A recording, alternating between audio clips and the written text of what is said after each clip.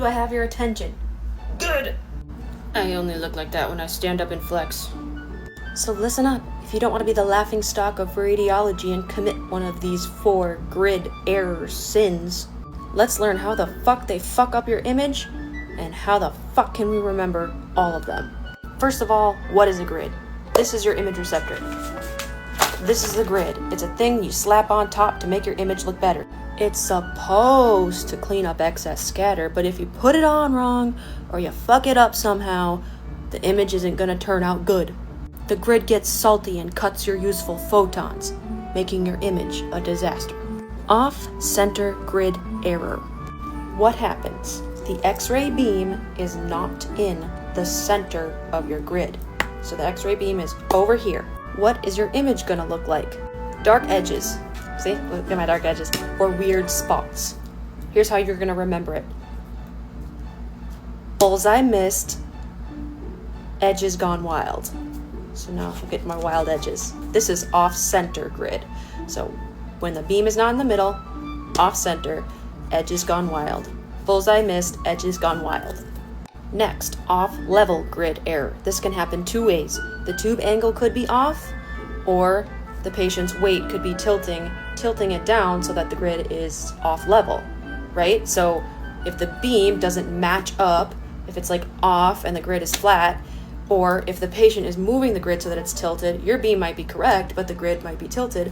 That is how the error occurs. Here's how your image is going to look. Overall, darker, foggy, underexposed, like a sad, cloudy day. Beam and grid aren't pals. Whole image gets dark and ugly. Next, off-focus grid error. This is when you're too close or too far from the grid's ideal distance. Because we know that focused grids are for certain SIDs. A lot of us still work in rooms where we have to switch the grid when you go from 40 to 72. Those are focus grids. So the off-focus error is clearly associated with a focused grid. But how are we going to remember for the test how the image is going to look? This is my drawing of a blurry image. Low contrast, like just out of focus. Blurry and out of focus. Wrong distance, blurry mess. That's how you're going to remember it. Let's say you were a complete doo-doo head and you put the grid on backwards, or you flipped it somehow. This is how it should be. This is what you did, you dumbass. This is how your image is going to look. Severe cutoff on one half. Half the image is trashed, like a lopsided pancake. Here's how you're going to remember that. Flip it wrong, half image gone. Here's how to not be a grid error idiot. Keep the beam straight and perpendicular, no drunken giraffe tilts. Stay within the grid's recommended distance, or don't use the wrong fucking grid for the wrong fucking exam. I've never done that. And don't put your grid on upside down, you moron. One more review of how your image will look if you fuck it up. Off center. Edges screwed up. Off level.